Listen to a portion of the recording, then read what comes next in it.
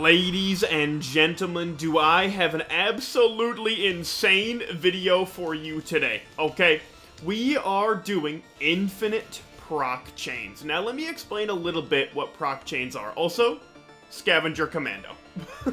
Proc chains are how this game works. I'm sure you've had many proc chains in your game, but we have edited the game a little bit to make them essentially infinite. You see, everything in the game, from commandos bullets to a polyloot strike, has something called a proc coefficient. Now, I won't go into it super in-depth today. Cap has a video on his channel that explains it beautifully, so go check that out. But proc coefficients are essentially the percent chance that something is going to happen. An ATG, for example, has a 10% chance to fire on commando, but on Rex, it's actually a 5% chance on every strike of his primary. It's because Rex has a 0.5 proc coefficient, so it's half as likely for everything to happen. We're using Commando today with that 1.0, meaning everything is maxed out. However, I have changed all of the proc coefficients to all of the items that have them, like a ukulele, like an ATG, like a polyloot, a shatter spleen explosion. Anything that has a proc coefficient has been boosted from its usual 0.2 all the way to 1, all the way to 100. So that is my extremely lengthy way of saying everything can proc everything else all of the time. And so what this will look like once we've grabbed all the items we want is every time an ATG hits an enemy, every single other thing that can be procced will be procced. Also, if you are enjoying this absolutely insane, these insane builds and insane gameplay, consider subscribing, because we break Risk Your Brain pretty often here. So hit the subscribe button and watch us take this game to the ground. We got our first equipment, and it is easily going to be a gun. There are actually a good amount of yellow items that proc, and you can see like how good it is already. We don't have any clovers, and I don't think we'll be picking any up. This is similar to having clovers, this video idea, but it is different.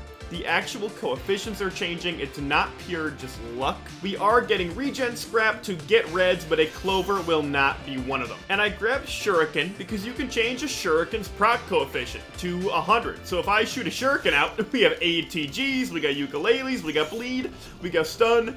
Everything that can be procced is now procced by that. Fireworks also have a proc coefficient, and now that is extremely high.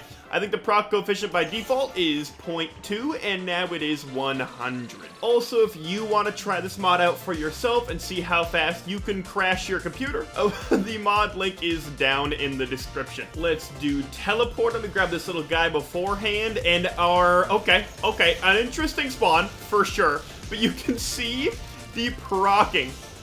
I mean, it's unreal. It's going to get insane. We are going to hit an enemy one time, everything is going to proc, and then everything goes crazy. Very unfortunate we could not make use of our gun, but we will bring it to the next stage, and our green shall be another regen scrap, because there are a couple reds we want in this run. Unstable Tesla coil, that has a proc coefficient. Meat hook, that does too. So on the Newt, we're not ridiculously strong yet, and the reason is because pure on hit stuff, we actually don't have much for single target.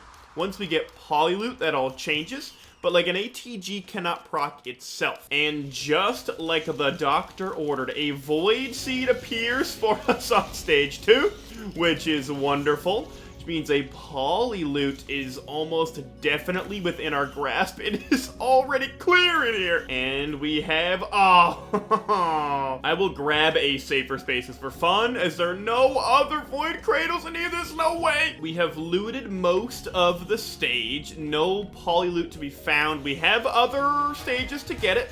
We're gonna grab our yellow, a green here. I might even just grab a feather, actually. As crazy as that sounds, I like feathers and they're very fun. We'll keep going on proc stuff, but we need a polyloot to really send this thing home. But to start here, I'm gonna grab a molten perforator. Molten perforator can hit other things and has its own proc coefficient, so it's actually better than a charged perforator for procking other things, but we're gonna have both.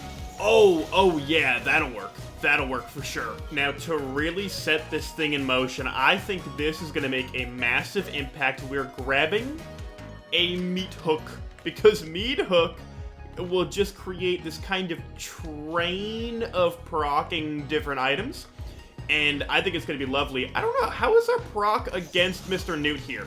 I don't think it'll be crazy, because we don't really have a polyloot yet, so that single target isn't insane.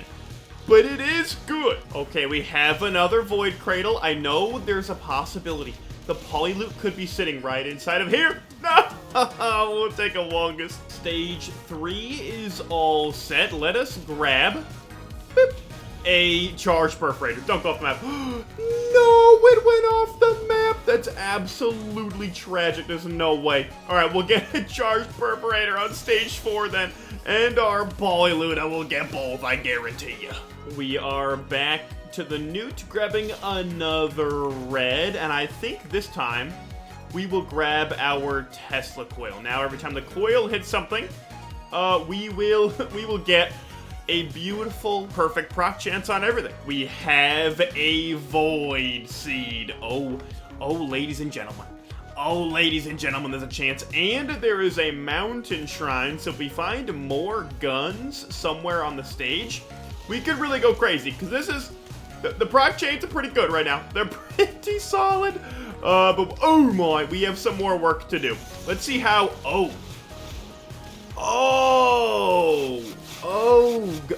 Gotcha. Oh, gotcha. Okay, so it's like that. So it's like that kind of build we have right now. Oh, I was unaware. Okay, well now you guys have seen what it does. And it really gets going. We do have at least, let's just do that real quick. Look at the ATGs. Let me grab that charged perforator out of here. I might grab a little disciple as well. That is a good proc coefficient to it. I'm gonna keep grabbing Mocha. I might even just grab goat hooves at this point, just for speed, for fun. Let's go get legendary and open this thing. The game has bestowed it upon us. This is everything we could ask for. I don't even know what we want out of here, to be honest, because I don't, you know what has a, this is a proc coefficient, this is a proc coefficient, this is a proc, I'm gonna go daggers here. That, we may crash the game by accident, but daggers is definitely something that I can use, so we're taking them. And a red from a normal chest. What do we even do anymore? I'm gonna go Frost Relic. That has a proc coefficient, and we're gonna do it. Here's what's gonna happen.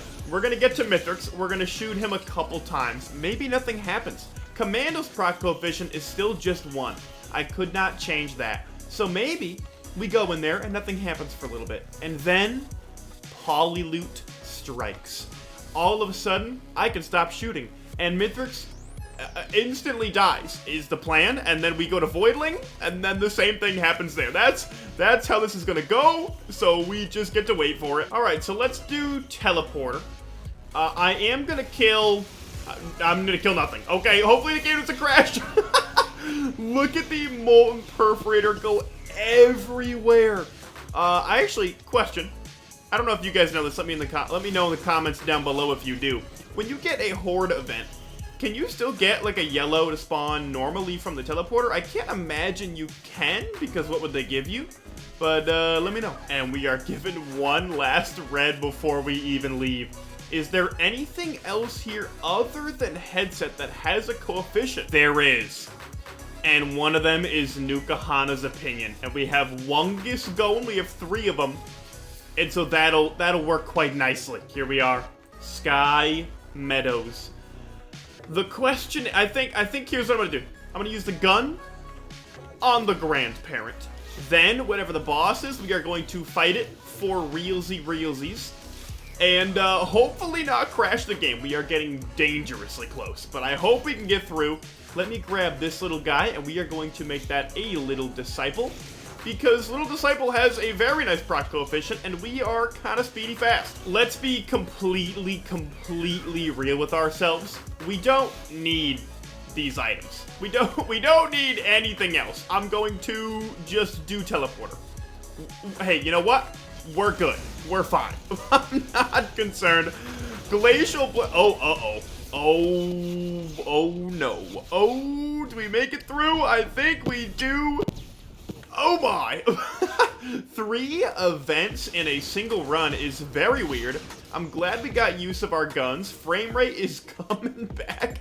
The question is, do we crash the game during Mythics or do we crash the game during Voidling?